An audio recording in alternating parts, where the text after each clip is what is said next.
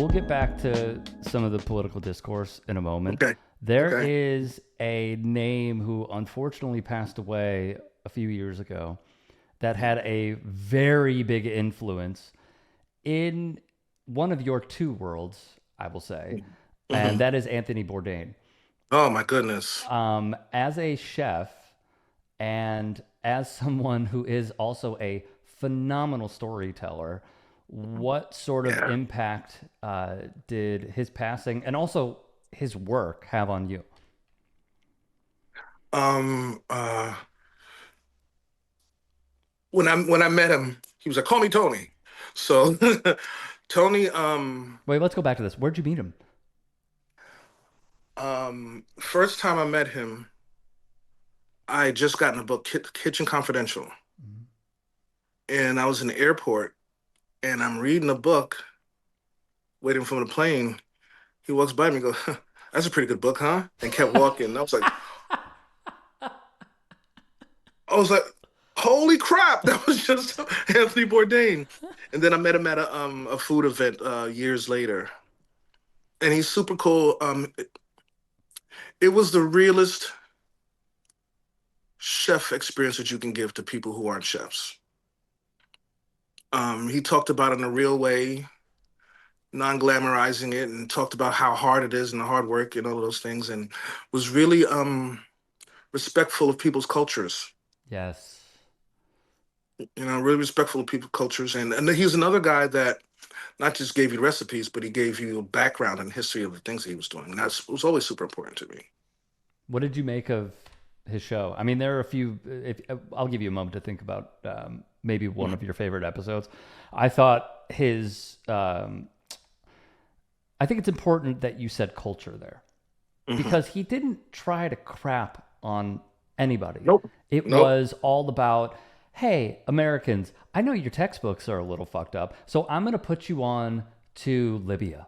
I'm going to put you on Yes. to Myanmar. These are Hmm. things that you might not have Hmm. learned, but you are going to learn through my show. And food wasn't even the staple. Food Yes. was just the background to understand different cultures, different ways Yes. that people lived, and that in this westernized modern world, Hmm. it doesn't necessarily reflect what we see every day. Hmm. Hmm. Oh, one of my favorite episodes was the one where they were in Israel. Oh, Was it yes. Israel? And they were bombing, and they're just like trying to have a good time and like film this episode and have people eat together. And there's bombs going off in the background and stuff like that. Mm-hmm. He was taking a big chance doing that and showing that. I'm surprised So CNN let it fly. me too. Me too. Me too. But he had the power that they couldn't stop him from doing what he was doing, Mm-hmm. and that's the beautiful thing about it. Absolutely. On the cooking front, Mm. what is the one dish, sort of like a song, that you feel you still haven't perfected, but you're close? Mm. Is Um. there one where you just have it at the end and you're like, it just needed a little more of this, or it just had to have a little more of that? Well, that's like most dishes. You know what I mean? That's like most dishes. One of the hardest things for me, um, was learning the restraint in Asian cooking because it's very delicate. And coming from the South, a Southern boy, we tend to over like season. You know what I mean? And I learned through Asian cooking to let the things be themselves, Which is and hard. not, dude, it's so hard. Yeah. Let the natural flavors uh, come through. I'm not taking a subpar piece of meat and taking a bunch of seasonings to try to mask the fact that it's not that quality meat because that's really where the over seasoning comes from. And taking these beautiful natural elements and show them for what they are. That's a You know, beautiful way not of putting it. not trying to put my influence on. I'm just trying to showcase them the best way I can. So did you study in Asia? No, but my chef, Josh Eden, Shorty, what's up? He was taught by John George, and John George was the big Asian food, big in the Asian food scene, Hmm. and so I learned from him. As a And professional plus, chef, I'm sorry, go ahead. yeah, as a professional chef, absolutely. And like in my journey, I've worked in every concept imaginable, every concept imaginable in every station in the restaurant.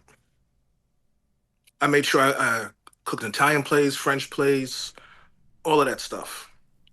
And I've started washing dishes, busboy, all that stuff. I made sure that I had knowledge of everything that it takes to run a restaurant properly.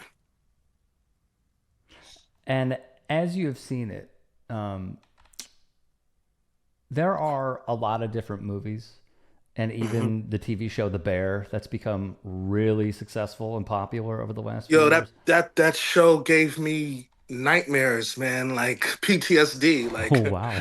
hearing the hearing the ticket machine go off.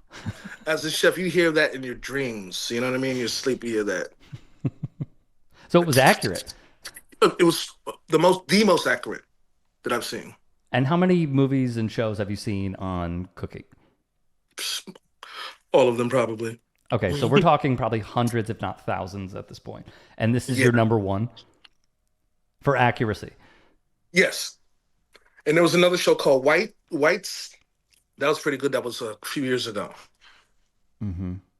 Mhm. What was But most of these shows glamorize the industry, and it's glamorous, but it's also very hard and disruptive to your family units and like all kinds of things. That's in it. Like that's why I love the Kitchen Confidential book. A lot of chefs were mad because their parents read the book. It's like, are you a drug addict? Well, no, I'm not a drug addict. Because that's what goes on. right? Is that what kept a lot of chefs level headed? The drugs? Yeah. Yes. I'm not And asking names here. I'm just no. Yeah, man. Look, a lot of industries that take a lot of hours to devote it to the actual job, they dabble to keep you going because it's hard. It's hard. They dabble to keep it going. Did you see anybody? Because look, we all know with sports, it's not a performance enhancer. Does weed slow down a lot of cooks, or does it help them? It helps you focus in the moment. Hmm. Definitely, definitely. It gives you the ability to slow down, But then you're hearing the ticker. and that brings you right back to earth. It could be the most stressful thing in the world because there's this thing called being in the weeds, Hmm. and this is like you're just up to your neck in orders, and it's like you're like, okay, I cleaned the last section of orders I have to do, and you're sitting there like doing your little cleanup, like, okay, I got 5 minutes, and then nope, you're like, oh my gosh, you can hear it from across the restaurant, you're like, oh my goodness, here we go. Like you go to the bathroom and you walking back upstairs and you're like, what am I walking back into? Hmm. There are Amazon drivers who Yeah. have had to piss in bottles in order to fulfill their duties and not get Yes. fired by a super capitalistic business that is just Mhm. the Just epitome of doo doo. yeah, Chefs wise, did anybody have to resort to something like that? yeah, I'll tell you the story. We had this older woman, older than me at the time. Maybe she's maybe like 30 or so, working in the restaurant game for a long time. And one day she couldn't get off the line. She just pulled her pants down, and we always have these drains. And she dropped trowel and went right in the drain and went wash her hands. She's looking at us like, what? Like, you got to do what you got to do. Did she drink a lot of water that day? Yes. Oh man. Yes. I mean, look, being a being north of the city of Chicago, where I am and where I live, there's a legendary pizza place called Lou Malnati's. Now, I personally did not make the ingredients, but they either had me on the phones or they Mm-hmm. had me in the back Mm-hmm. with all the Mexican homies who I fucking loved. They called me Pelicano because of my nose. Right. But true story, I was in that kitchen a lot. And those were some of the funnest, most stressful days I've ever had. And I remember those drains. So you've seen, yeah, you know exactly what I'm talking about. The sort So of you've seen the dip. madness. Yeah, yes, yes, yes. hmm Yep. There'll be about two or three of them in the kitchen where after you mop the floors and throw the water to rinse them, you push all the water towards those drains. Yep. hmm Absolutely. All hmm right. If there is someone out there who's going to a restaurant and they want to treat the chefs, I've seen some of these prank videos where they're like, "Hey, who made the chicken?" And then the hmm chef like slowly raises their hand.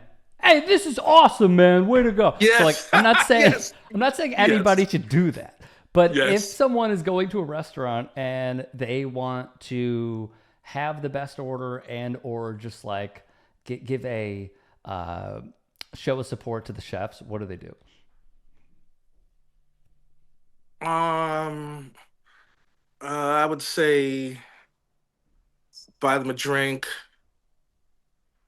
before you sit down to your food. But can I go see the kitchen? What? Can I go see the kitchen? Can I take a look at it and say hi to the chef? Or Isn't that a health afterwards, code violation? like just stick your head. You let them stick their head in the door. Okay. And you're like, hey chef, I appreciate what you're doing. Because nobody ever really pays attention to the chef much. Right. Yes.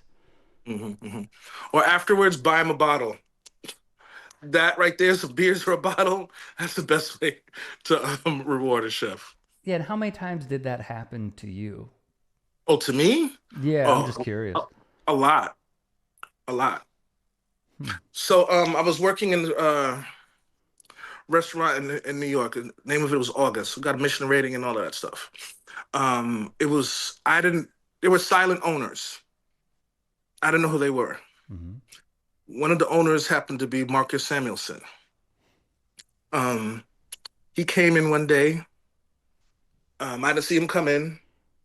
I made his food, and he came back, mouth full, mouth greasy, with his wiping his mouth. He came up to my station. He was like, "Yo, Jarobi," and I was like, "Hey, Marcus, what's going on?" He's like, "You just made my food?" And I'm like, "Yeah." You see me cooking? He was like, "Yo, you're nice. I didn't know that was you." Blah blah blah blah blah. So that was pretty cool. That is cool. Mm. Sports adjacent, have you cooked for any athletes before? Yeah. I worked in Atlanta, and there was this gentleman who had a lot of friends in the area, and he would have, Steve Harvey, Jermaine Dupri, all kind of people at his house, and I cooked for some of the dudes from the Falcons at the time. I think Roddy White was one of them, if I'm Oh not yeah, wide mistaken. receiver. Yeah, if I'm not mistaken, I think he was one of them. What were their go-to dishes? They used to like for me to cook soul food, and he had like a hibachi flat top, so I used to cook hibachi stuff for them as well. Oh, that's super cool. Yeah, it is. If a guy He is had trying to, I'm sorry, go ahead. no, he just had like every piece of cooking equipment that you could ever think of. Hmm. It's cat. Yeah, that's super awesome. Yeah. If a guy wants to impress a girl and they just start dating, what is something if he's a total novice, what does he cook? Pasta. Damn. Pasta's so easy to cook. I mean, so easy. What do you throw on it? See, that's the thing. My first thing you have to do is pay attention to the young lady, right? Kind of have those conversations like, what do you like to eat? Blah blah blah blah blah blah, and you kind of go from there. Hmm. I would. They say that all the foods that look like genitals, you cook those. things that look like roses, strawberries, things that look like phalluses. You know what I'm saying? Some asparagus, shrimp, all kind of things. You know, Mm-hmm. that's what I would do. But Okay. for me, I would probably drag her in the kitchen and have her help me build a lasagna. Mm. Okay. Mhm. Bro, I'm not gonna lie. My lady loves lasagna, and I haven't made it for her. I Man, think I'm a shitty husband. I doubt it. I doubt it. But yeah, you bring her in the kitchen, help her do, have her do it with you. Oh no, I cook. Yeah. I'm Oh I'm the yeah. cook. Yeah, I'm the cook. She'll she just left to get the kid. I Mhm. I will I will somehow prove it to you. Now I'm no Jarobi, but I cook a little here and there. Well, Um, next time I come to Chicago, we should hang out. we should hang out. Don't make me cook for you though. Well, no, you're definitely gonna do that. Oh man. Okay, I can make I make a good salmon.